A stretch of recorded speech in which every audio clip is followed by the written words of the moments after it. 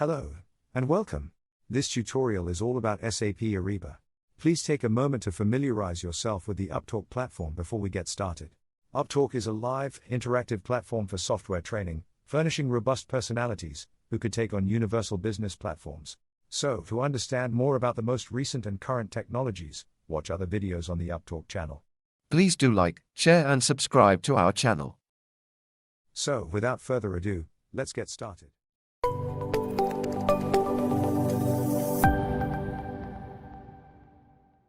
So the very first thing is like from here, this is the overview that we created here. And here you can see this, the term attributes, the contract attributes where you can change that. So generally, like, as I said, like maybe not previously discussed. So the contract, in the contract workspace, you need to see these two things, contract attributes in here and the contract term attribute. So from a perspective of like, you can say like in the interview perspective also, or from a knowledge perspective also, you can see this. These things are little confusing in the contract. When you are working, you are giving an interview, people can confuse you. What is a term attributes or what is a contract? So the first is a contract attribute. It requires here what is the type, hierarchical type, contract amount, supplier, affected parties, and all the sub agreements. So master and sub agreement relationship comes in here. So if I show you here, just a second. So what is a master service? So master agreement relationship, if I show you here, so just a second, let me show you here SAP Ariba PPT. And sub relationship agreement is basically, if you see this, if you are creating, so for example, let me help you this one with this for a Control Z. If you see like master agreement,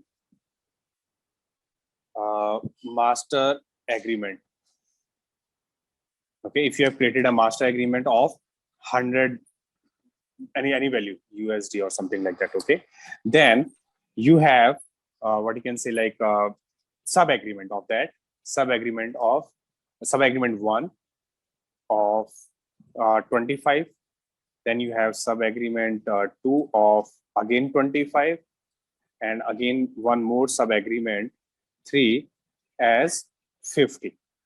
Okay. So in these, this is the like, this will become your parent and these are all your child.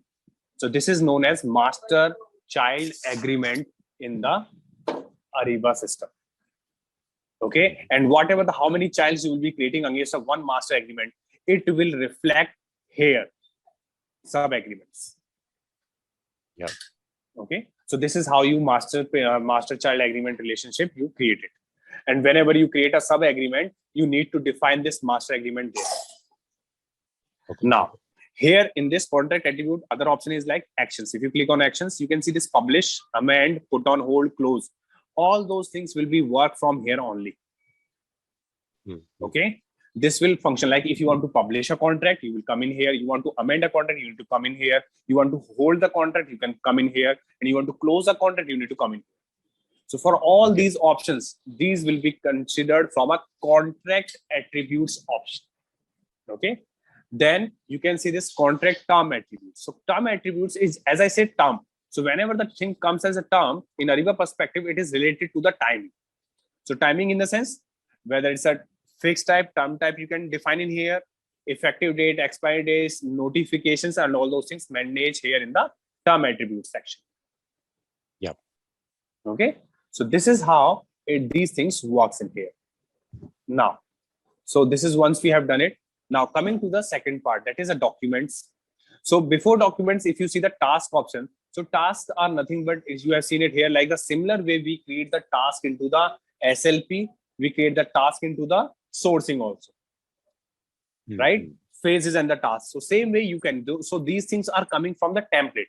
So you can define this thing in the template.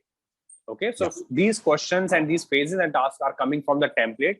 Again, you need to discuss with the business what process they want to get mapped in here. You need to define the same. So here, the same options are coming again, create phase, to-do task, notification task, optional task, everything you can do it here as per your own requirement. Now, the thing that I want to show you here from the contract perspective is this template. We discussed this template, right? So when we talk about the contract management, okay, so the contract management includes the contract workspace upstream and the contract terms downstream. So contract workspace and the contract term. So currently we are creating contract workspace. So in this one, what we have the major objective from the client or from the company perspective is always like they create these three type of agreements, then the clauses and the clause library, and managing the master agreement. So these things come from the upstream perspective. So the same thing we are doing in here, this document. What happens in a real world, the companies are facing a lot of issues, like the contracts are in actual world, they are very long, like they are like 1,000 pages, 2,000 pages, 5,000 pages, like that way. And the contracts are also lengthy, like 2 years, 3 years, 5 years, right? In that case, what happens is when you are changing anything in there, the contracts, like today, there's some discussion happen with the supplier and they want to change something, or you internally discuss something and you change in the contract something. So a lot of change happened during the course of the time as the contract goes on. So tracking those changes is always hard. Like you need to take out all the discussion, who has done, like some person has done the negotiation at that moment of time, left the company, the email is with them, what all discussion happened, what all changes happen in that. You might not be able to track them properly. Okay. So for tracking the same thing, you need to, like the Ariba gives you a solution that this master agreement. If I open it, view details,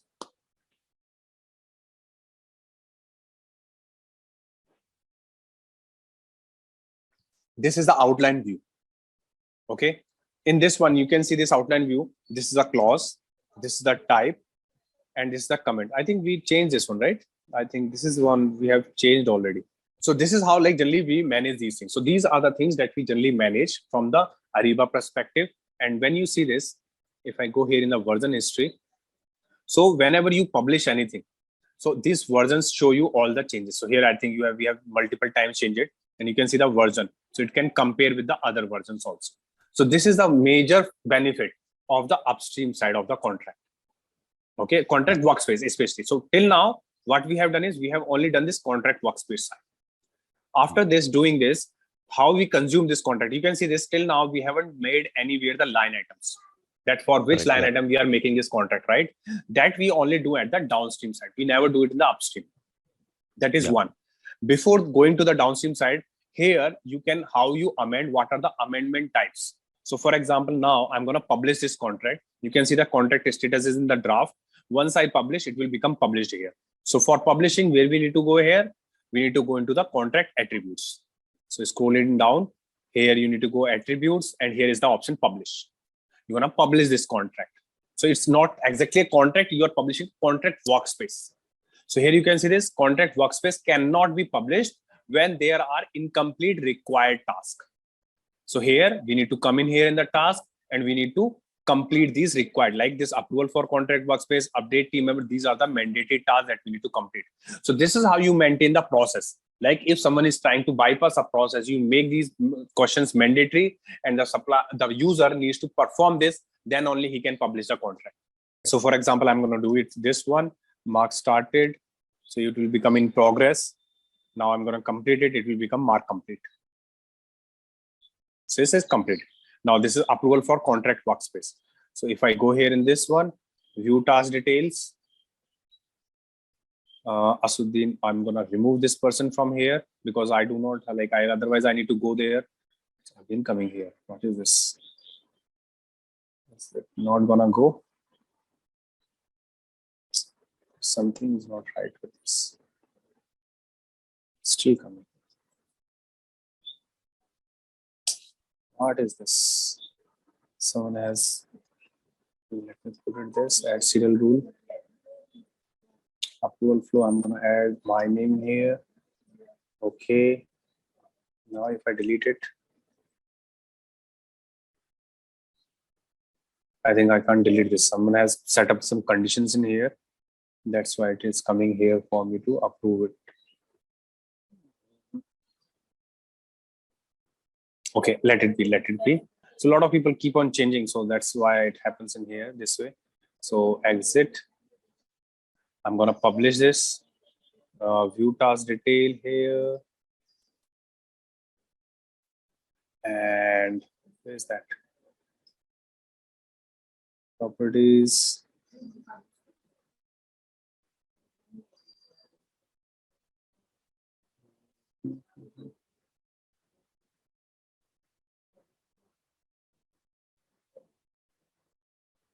Okay, so producer task has also been set up for this one. This one mark complete. View task details. Okay, now it is coming here. So this is in there, and let me put it here. Okay, submit.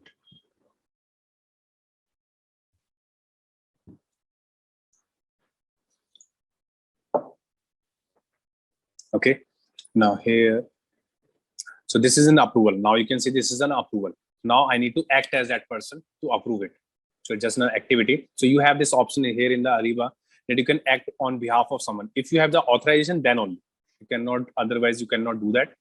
So as of now, we have all the authorization. So I'm gonna do it. Asruddin's, that person is there, right? So user manager, users. I'm gonna search the name of that person, Asruddin. Sorry, I'm not sure. Asruddin. What was the name?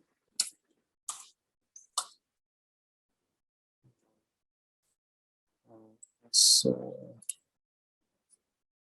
Asruddin. This is the one. Asruddin. Okay, so this name is Asruddin. See. Okay, action, act as. I'm gonna act as.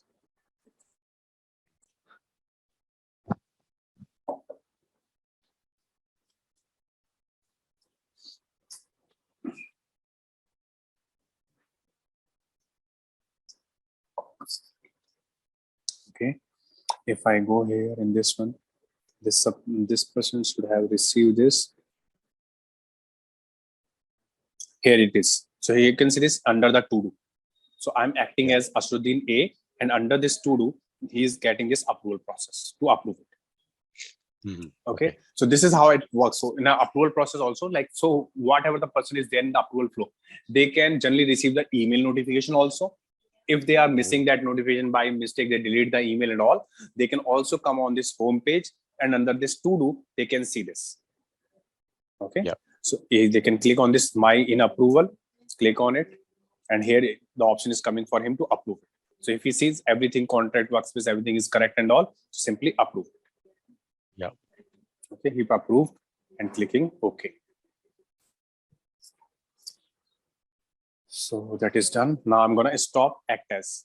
Okay, I'm gonna stop here.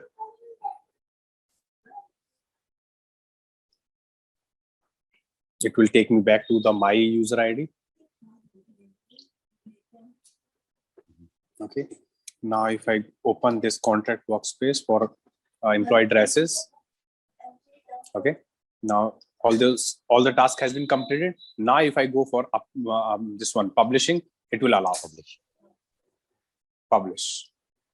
So it's not exactly a contract, because what we have done is we just drafted the document, we followed the process, we negotiated the price with the supplier. So that is the only thing we have done right now.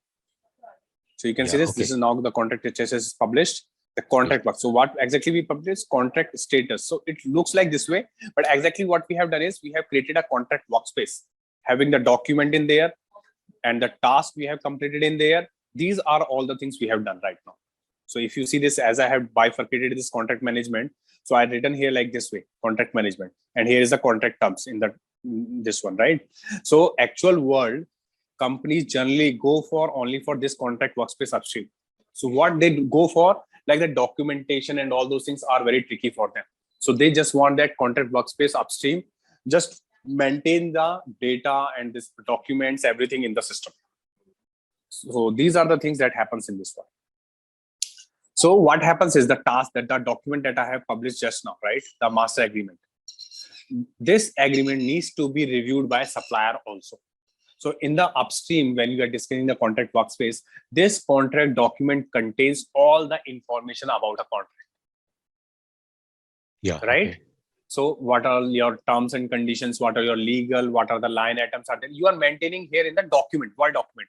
Not exactly that you can consume it, that you will understand when we create the downstream part, but this part you will be able to understand, like this is the complete document which have all the records, all the discussion of this contract. Yeah. Okay, so this needs to be negotiated. This needs to be shared with the supplier, and supplier needs to agree on it. Yes, this is what we agreed, and this is what we are accepting in this contract. So tomorrow there should be no dispute in it. Okay. Yeah. So in this case, what will happen is you need to create a negotiation task. So if you click on it, you will see this negotiation task here. Okay. This is a unique task. It will not be visible in your upstream, in your sourcing, SLP or somewhere else. This is limited to the contract scenarios only. And you can also see that this will be only available to a document, not like to any task in here. So like directly, you cannot create any task from here. Okay, only notification and to-do task and all those things are there, but no negotiation. Yeah. So here what we do is we click on this negotiation task.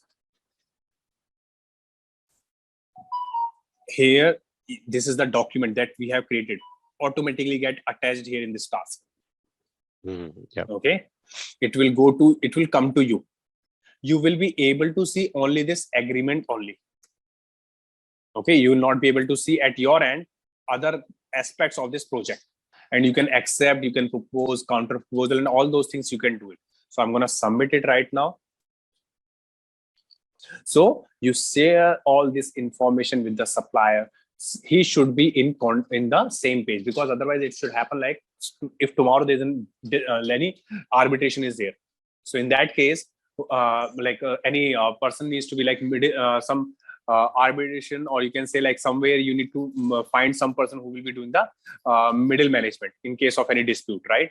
So in that case, you need to present this document only in front of the court or any place where you are looking for the arbitration, in front of the arbitration, right? So this is how you generally use this contract. Okay, so negotiation for this one, view task detail. So now you can see this negotiation, you have accepted it. So proposal accepted. Yeah. Okay, and I'm going to complete it, mark complete.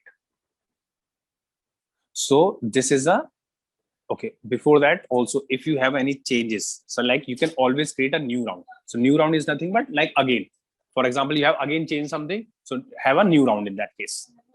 Yeah. Okay. Okay. So for now, I'm going to mark it complete. So this is how you generally negotiate the supplier with the supplier when we are doing the contract management. So you are sending it the complete document of the contract, and the supplier will need to read the complete contract. And if this contract actually comprises of all the information. What is the price? What is the line item? What is the payment of? What is the LD clause? What is the force majeure clause? Number of clauses and all those things. So all the aspects will be like the timeline from this date to this date, effective date, expiry date. All those things will be mentioned in this agreement, and the supplier need to accept this. Okay. Yep. So this is how you do it. So now here you can see this. Let me again go for the amendment. So I think I haven't mentioned you the amendment type here.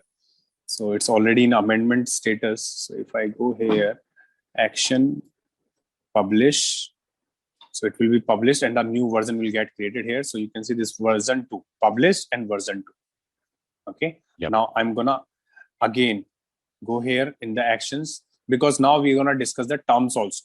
So terms, like if you see these documents, once it is in published, I will not be able to change anything. I can't add here the terms section. Actually, the terms option, contract terms option comes in here, which I'm not able to see it right now because of that, like it's not in the editing. It's already published. So now I need to again amend it. So I'm going to again overview. Again, I'm going to that one, contract attributes. And here I'm going to again click on amend. So once I click on this amend option in here, it will get in the way. So here you have these 4 types of amendment in the contract. Yeah. Okay. So first, renewal.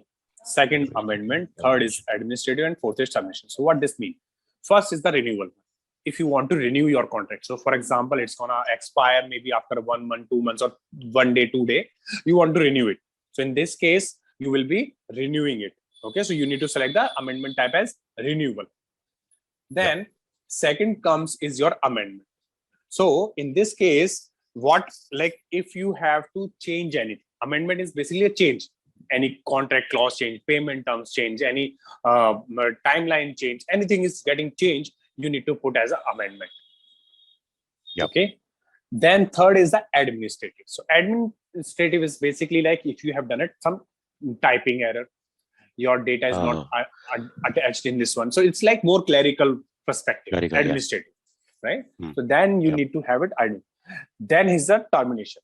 Termination is before the actual expiry date of the contract, you want to terminate the contract.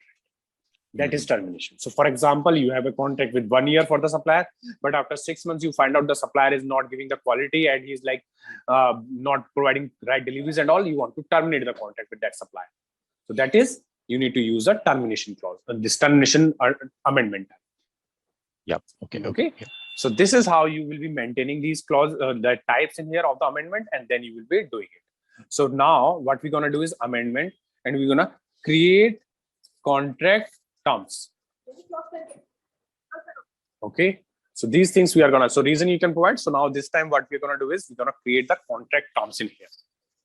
So let me go back in here. Let it get updated.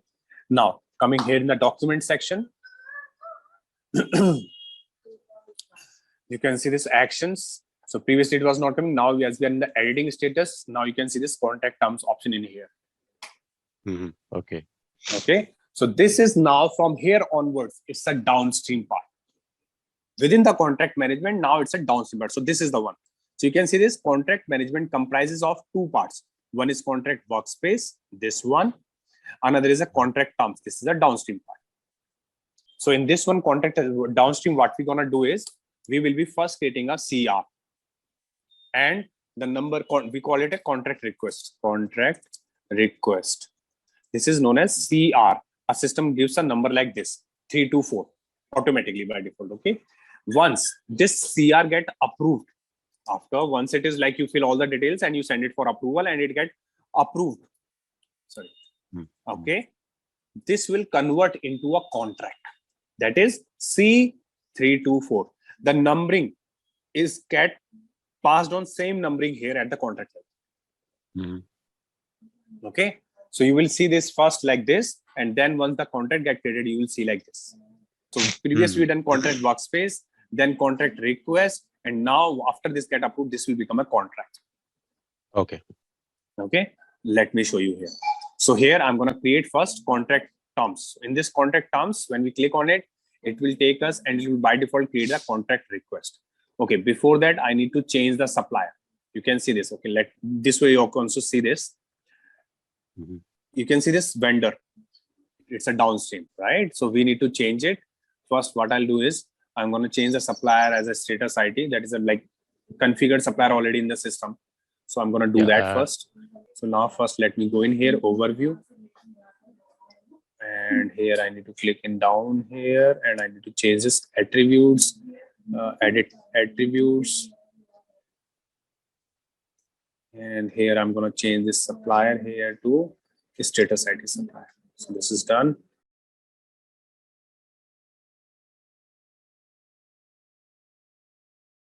There are two things. One, first of all, the supplier should be in the downstream. Another thing is the supplier should be having the trading relationship. Okay, so that we will discuss when we'll discuss this Ariba network supplier.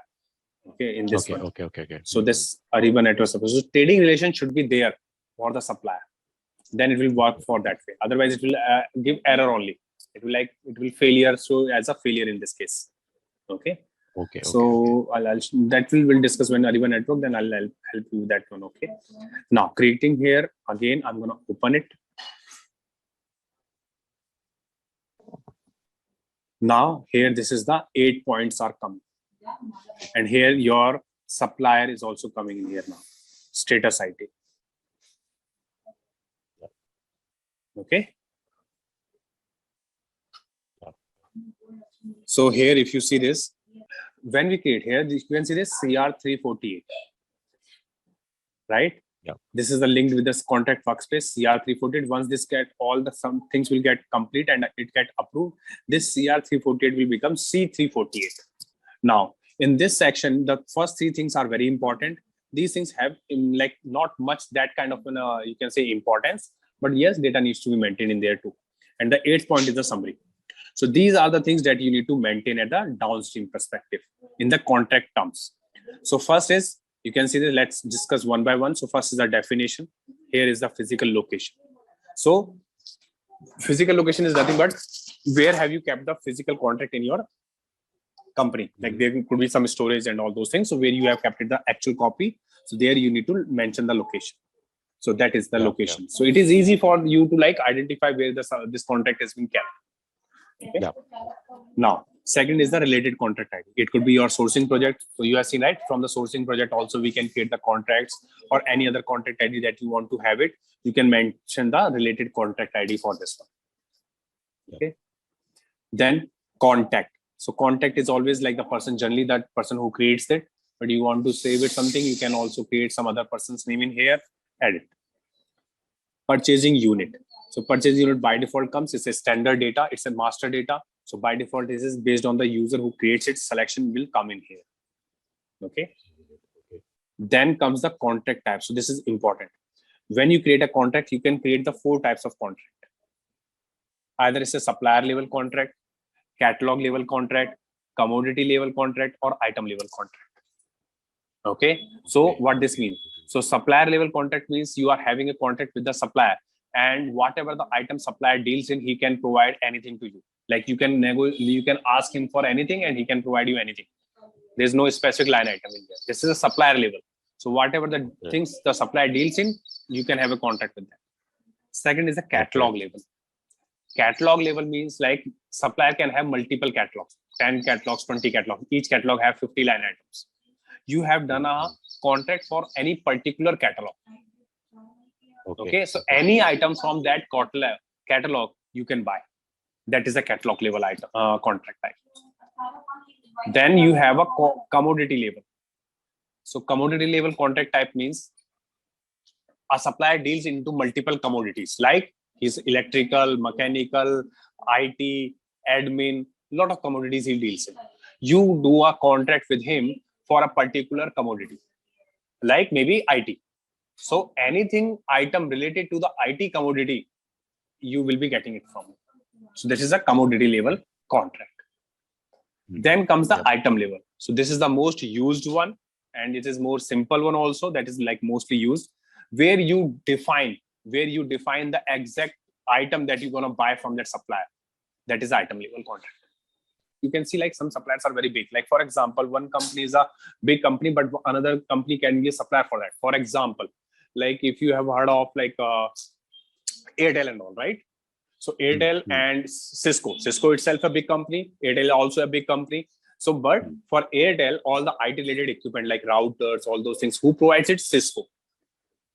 Right. So Cisco is a big brand in itself, but like for Airtel, it's a supplier, and Cisco is so big that there are multiple business options are there, right? One, there's one department only for fiber optics. One is only for some IT related equipment, servers and all those things, right? So segregated is there. So in that case, when you are having a contract, you need to define sometimes whether it's a commodity level contract or item level contract and all. So this can happen in actual. So this is the one part. Then after this contract type, you will see there's an option of that blanket purchase order. Okay, so it's another attribute of the contract. Like in this case, if you are selecting as yes, then the contract will be going to the supplier as a purchase order. You can view that the contract as a purchase order in there. Okay, so this is another feature that sometimes people use it for that. This is known as BPO, blanket purchase order, BPO. Yep. Okay. So here currently hierarchical type is all the same. The master agreement, expiry, effective date, expiry date. Okay, so we have already expired, I think, right? 29th. Okay, so it's a 1 month again. Evergreen as no. These are all standard items are there, like master data that we can change later on. And here comes the important part in here from the release side, release required.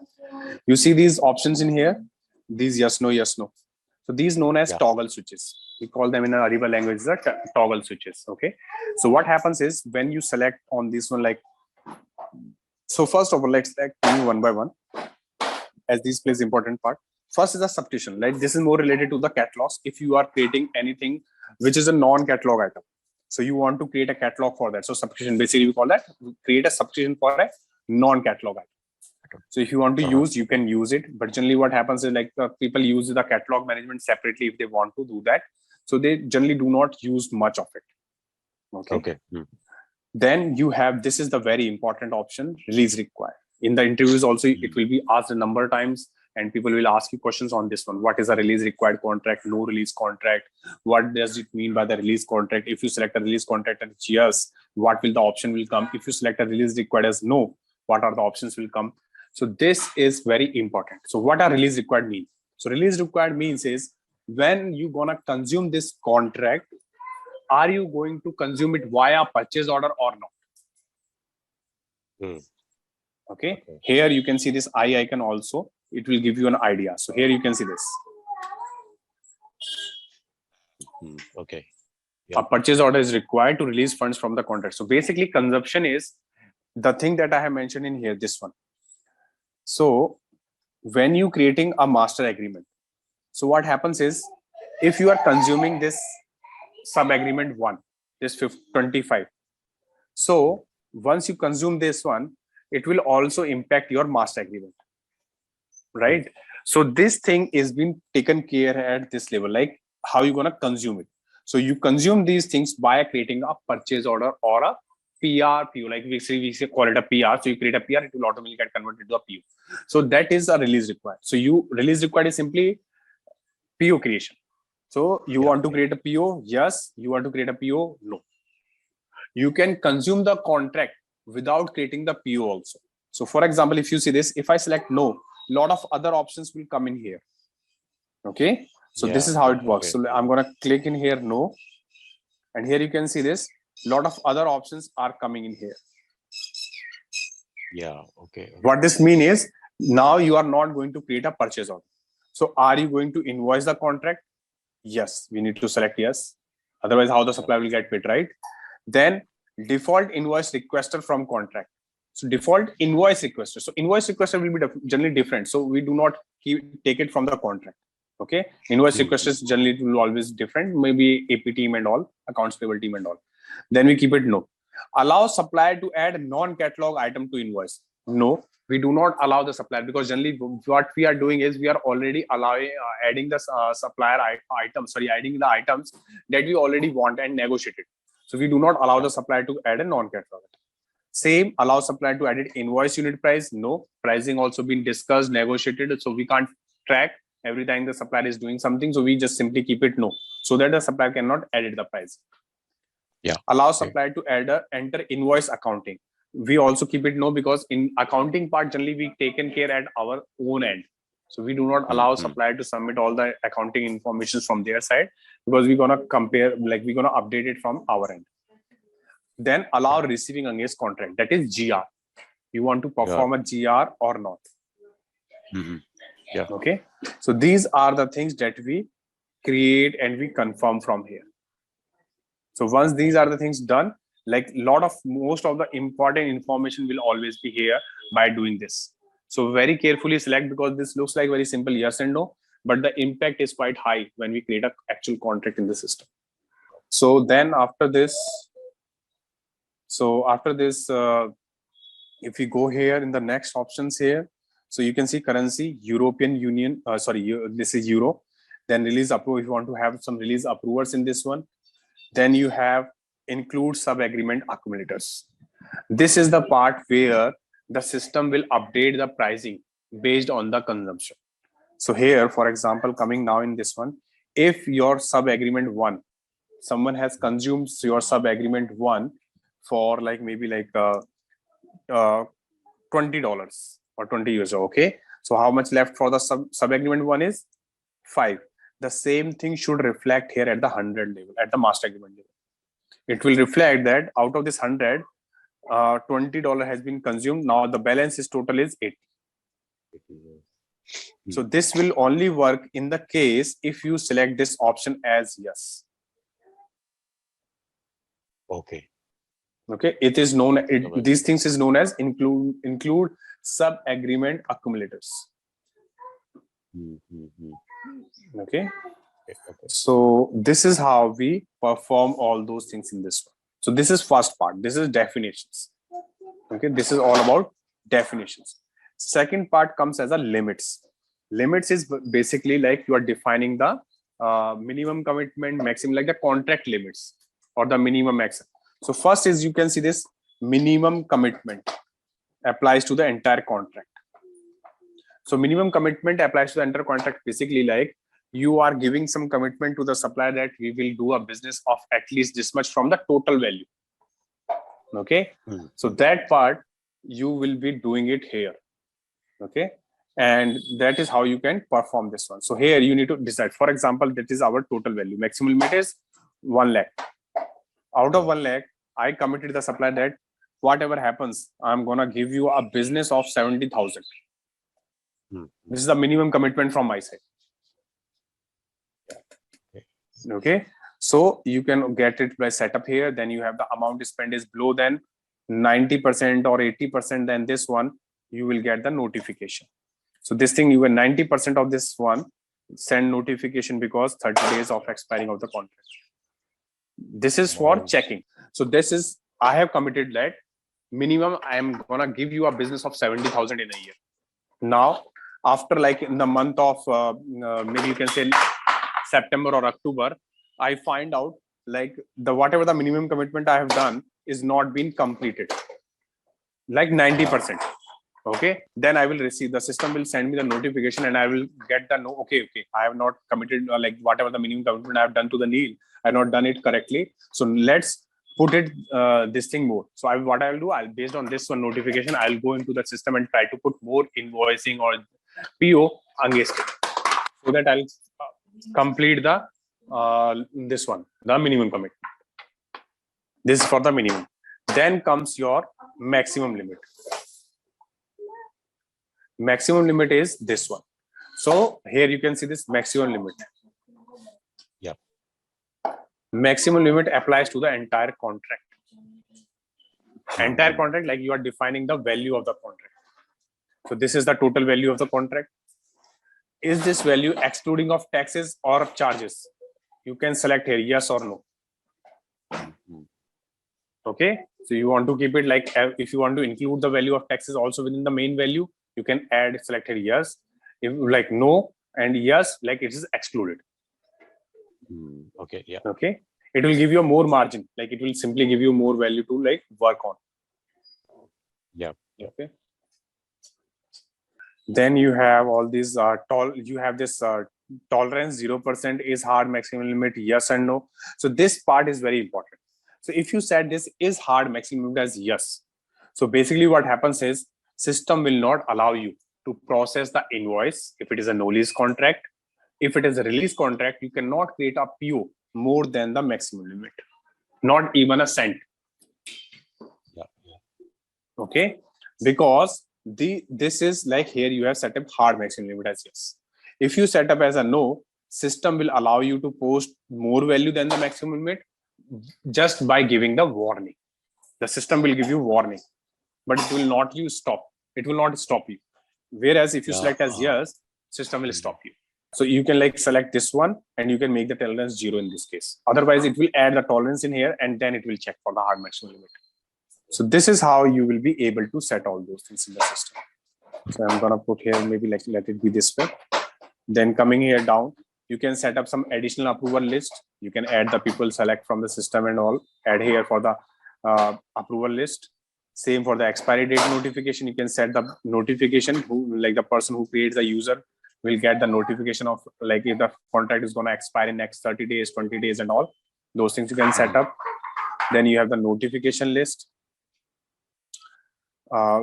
Notification list is there where you need to put any person who needs to be notified in case of the minimum commitment and maximum limit which has configured. Any changes, any things is there, so people will receive the notification.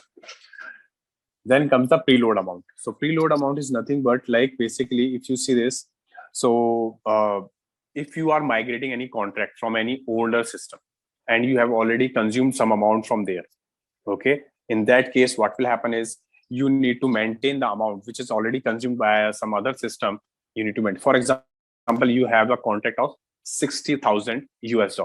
Okay, on a previous system you have already used 20,000 there. Now the 40,000 is pending and you are creating a contract in Ariba for the rest 40,000. So in this case, the 20,000 that you have already used, that will become here as a preload amount. So you can see this, for example, to reflect prior spending on this contract. Yeah. Okay. So this is how these things works in this case. These, And then you have the forecast spend. So forecast spend is nothing but like it's basically more used when you have something from an IBP perspective and planning and forecasting, then you use this. So this is how you put this one. And the next is the forecast spend. So this is more used in the case when you have some IVP planning, demand planning system integrated, then you provide this forecasting which supplier can see. Supplier also needs to have some like more of a additional, or you can say more functionality at their end also, where they can see this information at their end. So this is more from a forecasting perspective. So generally very less people use it, but this is more used with the integrated system. Any other demand planning or forecasting related system is there that needs to be implemented, and then it works in that case. yeah. Okay. Okay, so then it comes the pricing terms. So I think we can start pricing terms tomorrow onwards. Okay.